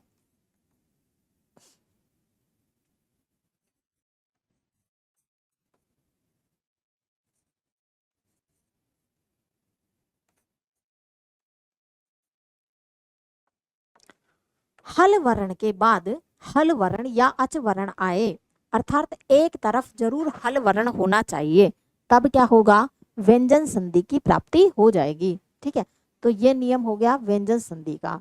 ठीक है, अब उदाहरण देख लीजिए। पहला भेद है संधि का, पहला भेद क्या है, इष्टुत्व।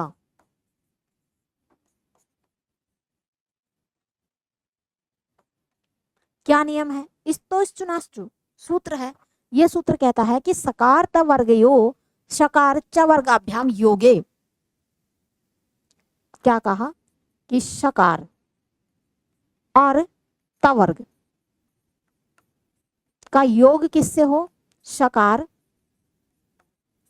च वर्ग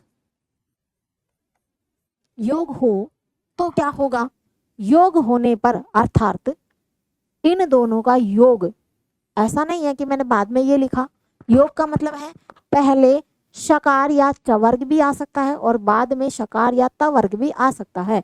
तो दोनों के योग होने पर क्या हो जाएगा, आदेश शकार च वर्ग शकार और च वर्ग आदेश हो जाएगा। इस्तोश्चनाश्चु, यह सूत्र कहता है कि इष्टुत्व संधि की जहां भी प्राप्ति होगी तो शकार अर्थात दंते शकार और त वर्ग के साथ में शकार तालव्य शकार और च वर्ग का योग होने पर शकार तालव्य शकार और च वर्ग वर्ण यहाँ पर संधि रूप में बनेगा। आइए उदाहरण देखिए, सत धन चित, सत धन चित, एक साइड देखो हलंत है, हल है, हल वर्णों की क्या पहचान है, सदैव हलंत में आएंगे। तो यहाँ पर त वर्ग है और च वर्ग है, तो यहाँ योग हो गया, ठीक है, योग हो गया तो परिवर्तन क्या होगा, हमेशा त वर्ग च वर्ग में बदल जाएगा। तो क्या शब्द बनेगा, स, यहाँ पर आधा त है, हल वर्ण है त, तो च प्रथम वर्ण में बदलेगा, तो ये भी अर्ध ही रहेगा, तो शब्द क्या बनेगा, सच्चित, ठीक है, बन जाएगा। आगे आगे देखिए, तत् धन च, हमें चाहे इस तरफ हो चाहे इस तरफ हो, हमें किसको परिवर्तन करना है, इन दोनों का योग होने पर ये परिवर्तन करना है। अगला शब्द है तत् धन च, तच्च, रामस धन च, तो इस शकार की जगह पे च वर्ग आया, आगे च वर्ग का योग होने पर दंते शकार भी किस में बदल जाएगा, तालव्य शकार में बदल जाएगा। कश धन चित, कश्चित बन जाएगा, ठीक है, यहाँ पर भी दंते सकार की जगह पे तालव्य सकार बन जाएगा। रामस चिनोती, यहाँ पर भी रामस में दंते सकार है और क्या बन जाएगा, तालव्य सकार बन जाएगा, रामस चिनोती। विपद आलम, विपद जालम, ठीक है, विपद धन जालम, तो विपद जालम, तो द को द तृतीय वर्ण है और वहां पर ज है अर्थात च वर्ग का भी तृतीय वर्ण है, तो योग हुआ, तो जो वर्ण आपको मिल रहा है इसमें से इसका, उसको उसी में बदल दिया जाएगा, हरीश धन सेते। देखो एक और तरीके से मैं आपको समझाने की कोशिश करती हूँ, शकार अर्थात तालव्य दंते सकार और तावर्ग, तावर्ग तावर्ग से समझना, अगर स हुआ और त थ द ध न, सभी में अगर आपको हल लिखना है तो स्वर अगर निकाल दिया तो सभी वर्ण हलंत हो जाएगा।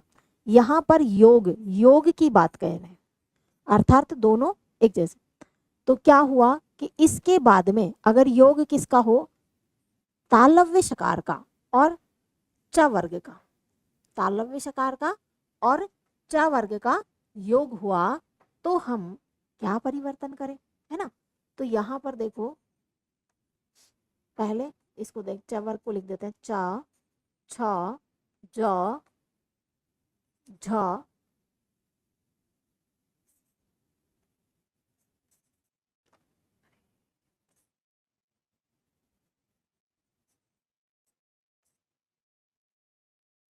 ठीक है, च वर्ग च छ ज झ य, इन दोनों का योग हो गया, योग हो जाए तो क्या करना है हमें, हमें सदैव तालव्य शकार और च वर्ग ही रखना है।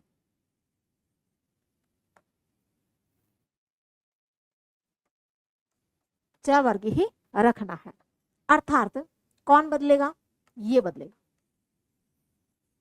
चाहे ये शब्द के इस तरफ आए चाहे ये शब्द के इस तरफ आए, ये बदलेगा, ठीक है, और किसके अनुसार बदलेगा, इसके अनुसार बदलेगा, ठीक है।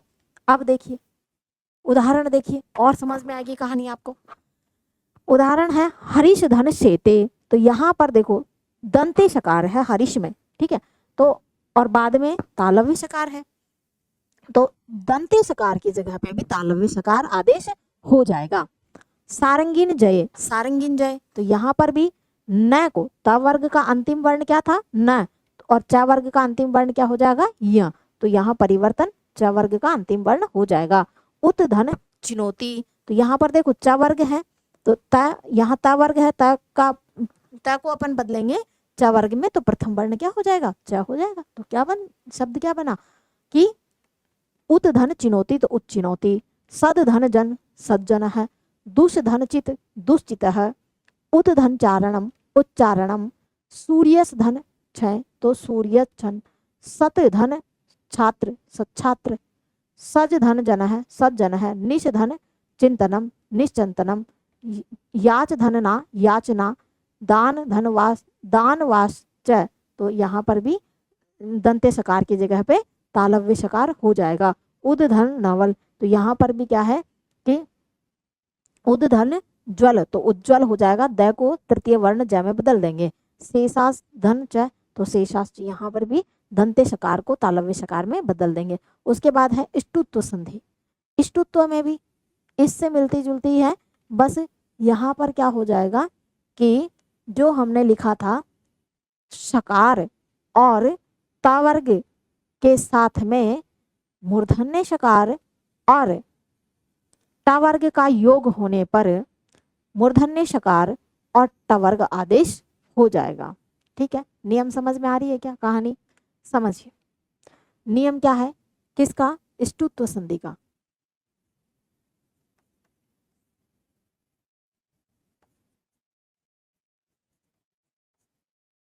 इष्टुत्व संधि का नियम है सकार और तावर्ग का योग किसके साथ हो, मूर्धन्य सकार और टवर्ग के साथ में योग हो तो क्या हो जाएगा, आदेश अंतिम श और टवर्ग आदेश हो जाएगा। समझिए कैसे, त थ द ध न, सबको आते हैं ना वर्ण, तो आते ही होंगे सबको, ठीक है ना। पर फिर से देख लीजिए क्या सीख रहे हैं हम, का खा ग फिर से सीख रहे हैं क्या। तो यहाँ पर ट वर्ग ट ठ ड ढ अण,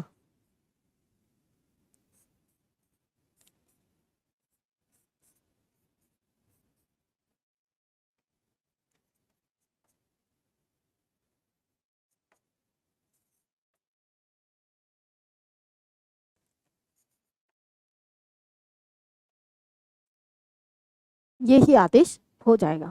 ठीक है, वर्ण नहीं लिख रहे हैं, संधि की प्रक्रिया लिख रहे हैं। ठीक है ना, समझ में आ रहा है। कुछ लोगों को लग रहा होगा कि ये क्या लिख रखा है। ठीक है, तो यहाँ पर संधि की स्थिति है कि इष्टुत्व संधि की स्थिति ये हो जाएगी। संधि का नाम है इष्टुत्व संधि। नियम क्या हो जाएगा, नियम हो जाएगा कि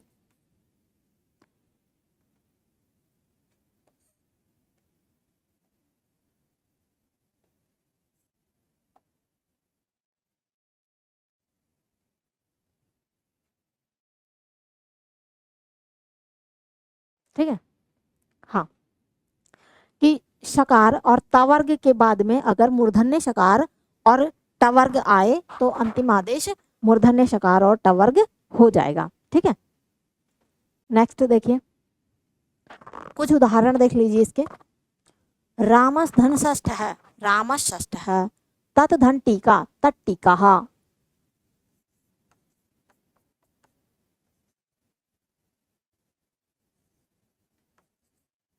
तत् धन टीका।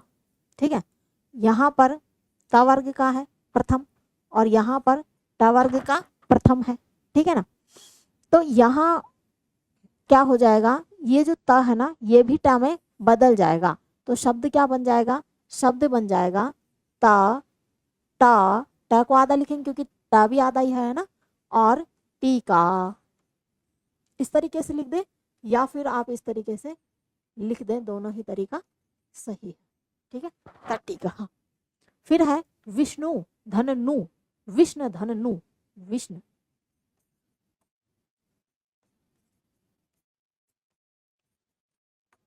यही है क्या, विष्णु धनु, है ना। तो यहाँ पर ट, ठ ड ढ अण, ट वर्ग का है और त थ द ध न, तो बदलेगा कौन, त वर्ग वाला ही बदलेगा, तो यहाँ पर ण हो जाएगा, ठीक है ना। तो यहाँ पर विष्णु बन गया, ठीक है। नेक्स्ट देखिए, उदाहरण बना लेंगे ना आप, ये एक दो उदाहरण और बना लें ताकि आपको अच्छे से क्लियर हो जाए। दुष्धंता दुष्टः, उद्धन डयनम उड्डयनम, पेश धंता पेष्टा, तत्धंटिका तट्टिका, प्रशधंता प्रष्टाः, कृषधन्य कृष्णः, ठीक है। जैसे अभी विष्णु बनाया था वैसे ही कृष, और उसके बाद क्या है नह, तो शब्द क्या बन जाएगा कृष्णः, ठीक है भाई। यहाँ पर शकार है, ठीक है, और यहाँ पर तवर्ग का अंतिम है, तो ये भी टवर्ग का अंतिम बन जाएगा, ठीक है। अधीश धन धाता अधिष्ठाता, ठीक है ना। दृश्य धन टी दृष्टि, रामस धंत्रम, तो क्या बनेगा राष्ट्रम, उद्दंडिनः उड्डीनः, ठीक है, बना लेंगे, सिंपल है। जिसके जस्तो संधि समझ में आ गई उसको स्तुत्व संधि भी समझ में आ गई, क्योंकि वहां पर बस सिर्फ तालव्य शकार की जगह पे मूर्धन्य शकार और चवर्ग के स्थान पर टवर्ग हमने परिवर्तन किया, जिसको जस्तो वो स्तुत्व संधि समझ में आ गई उसको स्तुत्व संधि भी समझ में आ गई। ये दोनों संधियां एक दूसरे से थोड़ी बहुत एक जैसे नियम जैसी आप कह सकते हो, सिर्फ वर्णों को आप अलग से देख करके। अगली संधि है, बहुत ही सरल संधि है,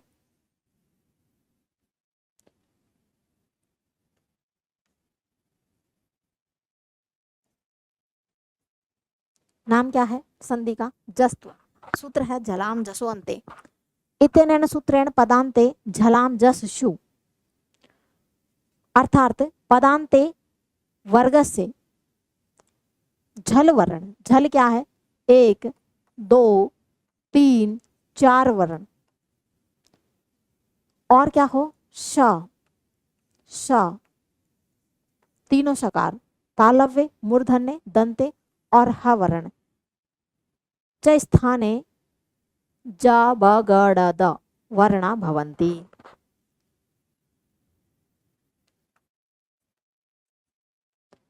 ये झल प्रत्याहार के वर्ण है, इसके स्थान पर जस हो जाएगा। जस अर्थात जस प्रत्याहार के वर्ण कौन कौन से, तृतीय वर्ण वर्ग का, है ना, वर्ग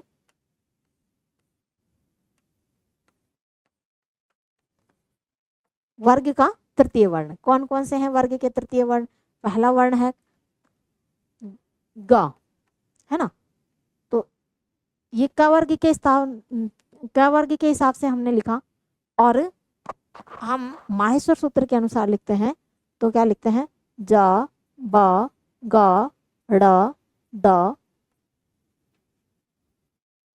ज ब ज ब ग ड़ द,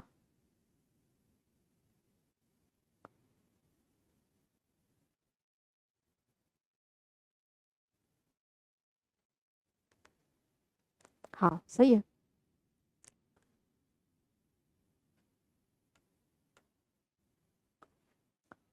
अब आप देख रहे हो कि यहाँ पर कहा कि झल वर्ण के स्थान पर जस वर्ण आदेश हो, तो झल में तो देखो कितने वर्ण हो गए कि 5 वर्ग है, तो सभी का प्रथम द्वितीय तृतीय चतुर्थ और क्या तीनों शकार और है वर्ण आपको दिखे, तो उन सभी की जगह पे उसी वर्ग का देखो उदाहरण देखो तब क्लियर होगा।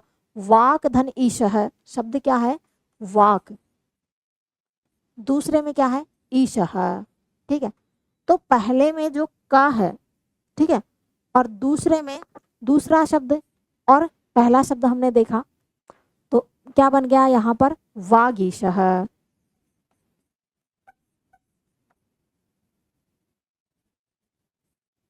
ठीक है। का वर्ग है ना, का वर्ग का प्रथम है और तृतीय क्या हो गया ग हो गया। अच धन अजंत, अजंत प्रथम वर्ण में, प्रथम जो शब्द है उसका अंतिम वर्ण है ना, जहां पर भी झल वर्ण देखे वहां पर जस वर्ण हमें कर देना है। दिक धन अंबर, दिगंबर, दिक धन गज, दिग्गज, है ना। चित धन आनंद, तो चिदानंद, सत तत धन अध्य, तदध्य, चेत धन अगुणेन, तो चेद गुणेन, सिद्ध धन धी, सिद्धि, ठीक है। ध चतुर्थ वर्ण है, चाहे प्रथम वर्ण आए, द्वितीय आए, तृतीय आए या चतुर्थ आए, तृतीय भी होगा, देख लो, है ना। तो तृतीय होगा तब भी तृतीय ही होगा, ठीक है। इस बात को भी आप ध्यान रखें कि जो झल वर्ण में अगर तृतीय आ गया तो आप सोचेंगे कि यहाँ पर तो कोई परिवर्तन ही नहीं हुआ है, लेकिन परिवर्तन यहाँ पर झल में आ रहा है, लेकिन हमें नियम में ये बदलना है, ठीक है। आगे का उदाहरण देखिए, मानक धन हस्ती, मनाक हस्ती, मनाक धन हसती, तो मनाक, मनाक का की जगह पे ग हो जाएगा। सत धन आचरस्य, है ना, तो सदाचार से, तो द ता की जगह पे देखो सत, सत धन क्या हो जाएगा, आचार से,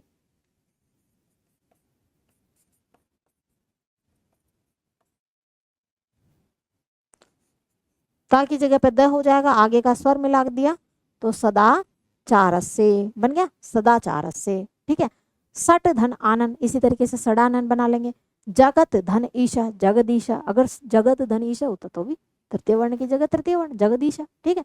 सुप धन अंतः, सुबंतः, वाक धन दानम, वागदानम, लब धन है, लब्ध है, दूध धन धम, दुग्धम, बुध धन दी, बुद्धि, क्षुध क्षुभ धन ध, तो क्षुब्धा, तत् धन औषधम, ततौषधम, यत धन अहम, यदहम, तत् धन आकर्षण्य, तो तदाकर्षण्य, और द घ धन ध, तो दग्ध, कुकुभ धन ईशः, कुकुबीशः, वाक धन भूषणम, वागभूषणम, जगत धन आत्मा, जगदात्मा, ठीक है। अब हो गया चरत्व, अगर जस तो समझ में आ गया तो चरत्व भी समझ में आ जाएगा।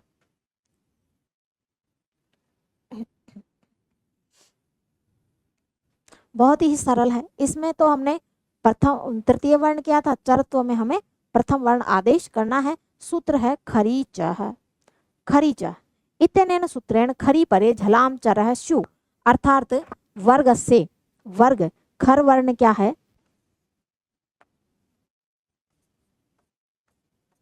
खर में कहा कि एक वर्ग का प्रथम वर्ण, द्वितीय वर्ण, और क्या कहा कि श, श और स के बाद वर्ग का 1 2 3 4,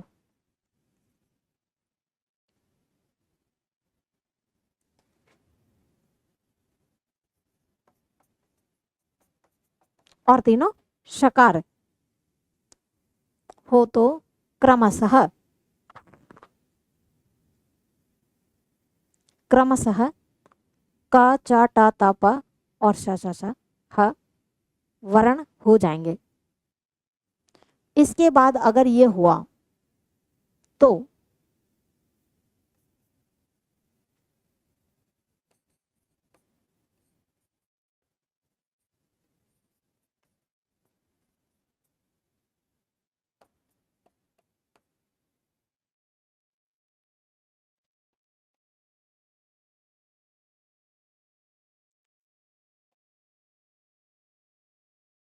ये वर्ण आदेश हो जाएंगे। उदाहरण देखिए,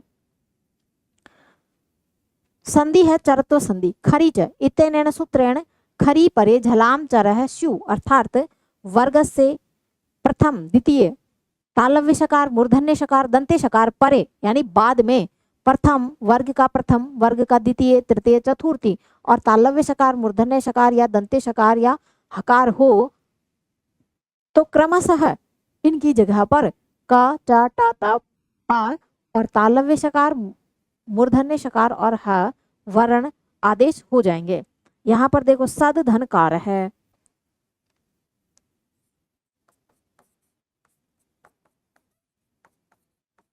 ठीक है। तो यहाँ देखो तृतीय वर्ण की जगह पे प्रथम वर्ण आदेश हो जाएगा, तो क्या बन जाएगा, सत्कार है, क्रमशः बन गया, ठीक है ना। विपद धन काल है, तो विपद काल तृतीय वर्ण की जगह पे प्रथम वर्ण। शरद धन काल है, शरद काल है। उद धन पन्न, उत्पन्न, कुकुब धन प्रांत है, कुकु प्रान्तः संपद धन समय संपद समय वृक्षात धन पतति वृक्षात पतति तद धन फलम तत्फलम तत्फलम। ठीक है। अनुस्वार संधि,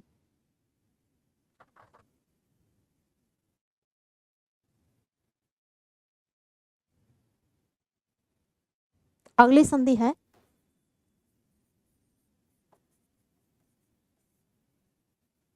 संधि का नाम है अनुस्वार संधि। देखिए मोनुस्वार सूत्र है, इत्यनेन सूत्रेण पदान्ते मकारस्य स्थाने अनुस्वार आदेश भवति।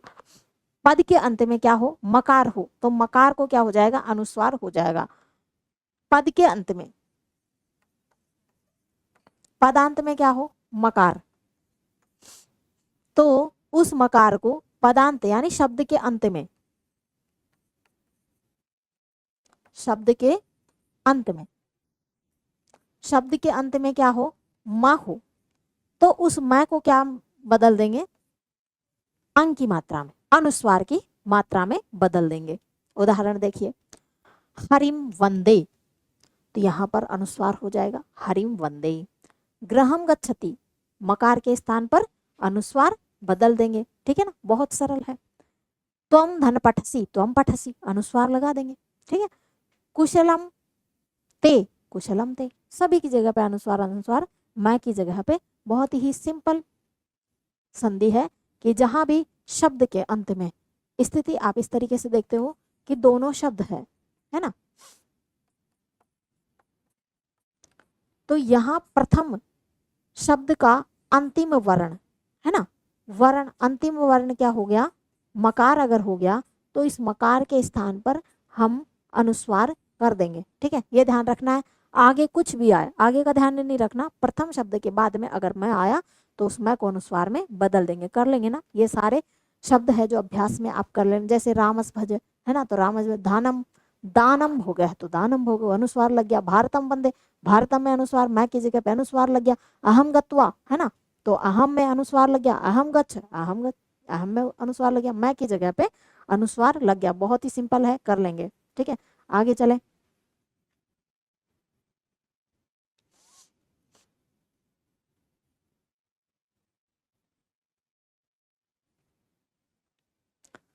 परसवर्ण संधि, अनुस्वारस्य यही परसवर्ण है। इत्यनेन सूत्रेण अपदान्तानुस्वारस्य स्थाने परसवर्ण भवति।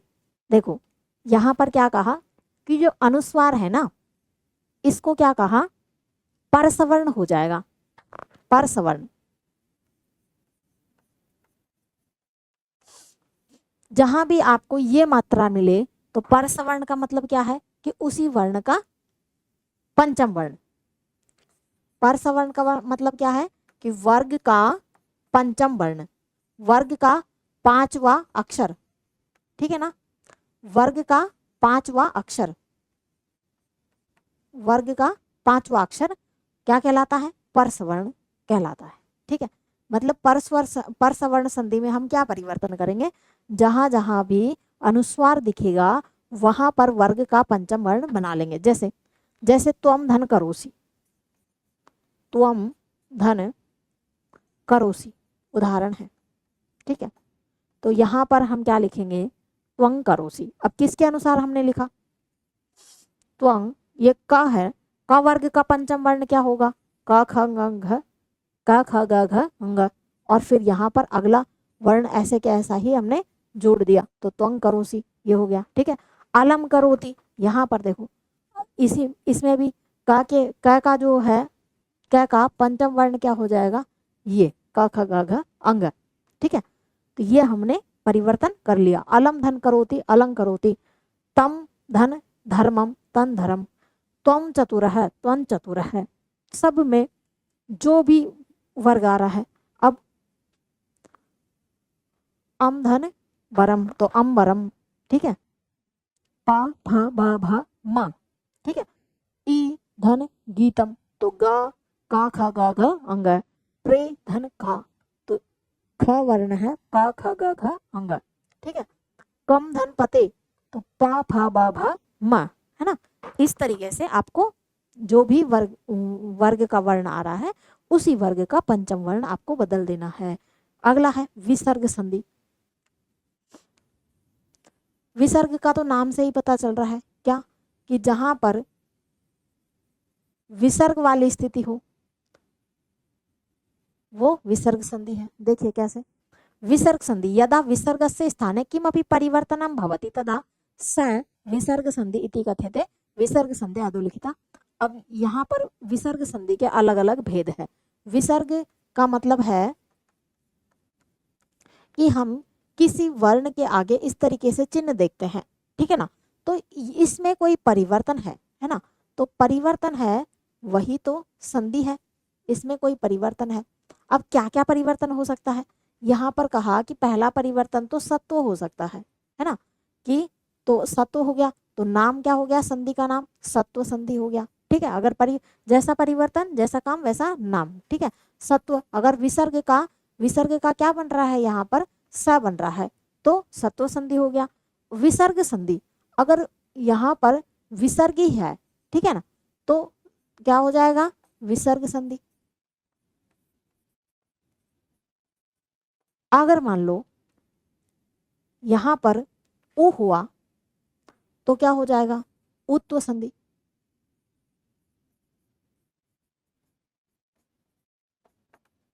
ठीक है। सत्व संधि में देखिए, विसर्जनीय से स इत्यनेन सूत्रेण खरी परे विसर्जनीय से सैशात अर्थात विसर्गस्य स्थाने सकारो भवति वर्गस्य प्रथम द्वितीय या तालव्य शकार मूर्धन्य शकार या दंते शकार परतः अधुना। ठीक है, एतेषाम उदाहरणानि प्रस्तुयन्ते हैं। विष्णु धन त्रातः स्थिति है विष्णु।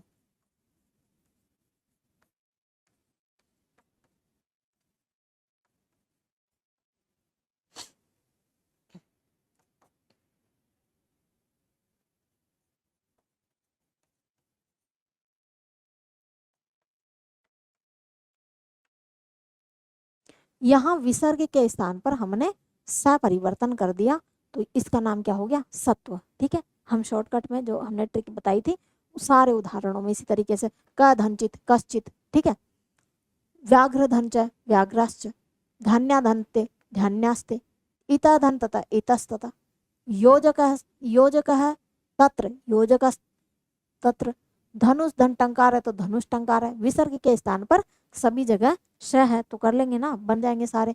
जैसे ता धन ता तो तास्ता, ठीक है। पा धन बा पास्ता मत बना देना, पा धन ता पास्ता है, ता धन ता तास्ता, ठीक है। राम है धन चलती तो रामस चलती, राम है धन च रामश्च, ठीक है। इस तरीके से सारे शब्दों का अध्ययन या अभ्यास आप करते रहिएगा। अगला देखिए, विसर्ग संधि वासरी, सूत्र है वासरी। इत्यनेन सूत्रेण विसर्गस्य स्थाने विकल्पेन विसर्गादेश। यहाँ पर विकल्प, विकल्प यानी दो रूप बनेंगे। क्या क्या क्या क्या बनेंगे यहाँ पर कहा कि विसर्ग के स्थान पर विकल्प से विसर्ग आदेशो भवति, तालव्य सकार मूर्धन्य सकार या दंती सकार बाद में अगर हो तो। यहाँ एक शब्द है हरि, विसर्ग आया, इसके बाद में यहाँ तालव्य सकार आ गया तो यहाँ पर एक स्थिति तो क्या हो जाएगी, ये हो जाएगी कि हरि शेते बन गया, ठीक है। विसर्ग का विसर्ग ही रह गया और दूसरा हमने सत्व में क्या बना दिया था, हरि शेत है, तो ये भी यहाँ पर ये वाला रूप भी बन जाएगा।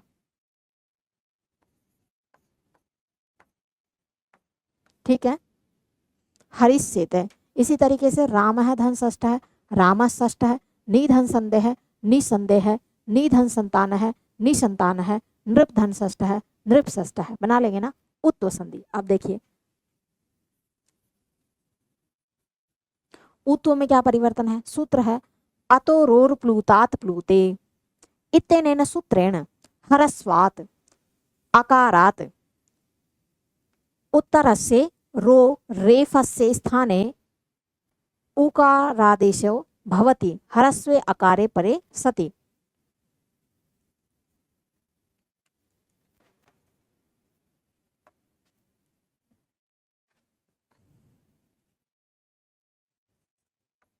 उदाहरण है क धन अपि, क धन अपि, उदाहरण हो गया क धन अपि, संधि युक्त क्या बन जाएगा, को अपि। ठीक है,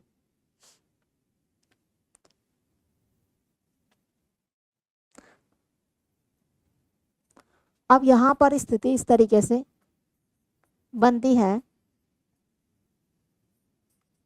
एक लंबी प्रक्रिया है। जब हम शब्दों को सिद्ध करते हैं तो इस तरीके से बनता है, लेकिन आप संधि युक्त और संधि विग्रह शब्द इस तरीके से याद रख सकते हो। इसी तरीके से बाल का है,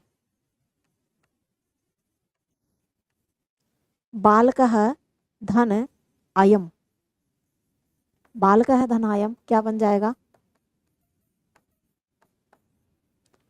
बालकोयम।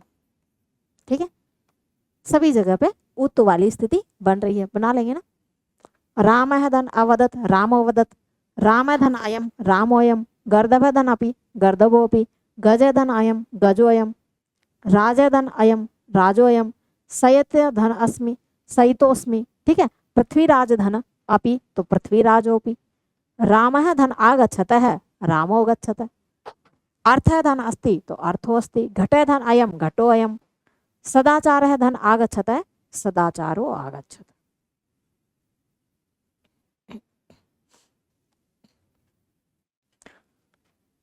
हसी च इत्यनेन सूत्रेण ह्रस्वात् उत्वसंधि, हसी च ये सूत्र भी करता है कि इत्यनेन सूत्रेण ह्रस्वकारात्, जो ह्रस्व आकार है, उत्तरस्य रेफस्य स्थाने उकार आदेशो भवति, हसी परे सति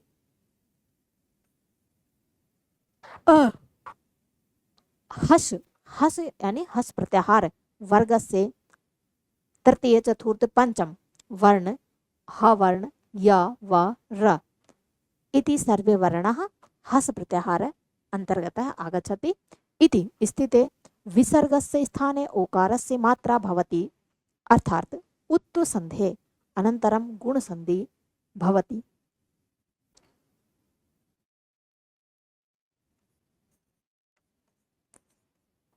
क्षीणः धन भवति, क्षीणः धन भवति, क्षीणो भवति। ठीक है, शिव धन वंदः, शिवो वंदः, यहाँ पर भाई विसर्ग होगा, शिवः, शिवः धन वंदः तो शिवो वंदे। ठीक है, बाल का धन नृत्यति, बाल को नृत्यति, गज है राज है धन वदति, राजो वदति, का धन वर्तते, को वर्तते, मन है धन हर है, मनोहर है जो मन को अच्छा लगता है, का धन नाम है, क नाम है, को नाम है। ठीक है, सूर्योदय धन भवति तो सूर्योदय भवति, विसर्ग के स्थान पर ओ हो रहा है सभी जगह पे, आप इन उदाहरणों में देख सकते हो। ठीक है, तो हो जाएंगे, बन जाएंगे ना ये सभी। नमः धन नमः, नमो नमः, किसी को भी नमो नमः करते हैं, नमः धन नमः क्या होगा, विसर्ग होगा नमः के बाद में, नमः और नमः, तो उत्तु संधि की प्राप्ति हो जाएगी। कौन से सूत्र से होगी, हसीच सूत्र से होगी। ठीक है, नृपः धन रक्षति, नृपो रक्षति, रणधीर गच्छति, रणधीरो गच्छति, सरदारः जयति तो सरदारो जयति। इस तरीके से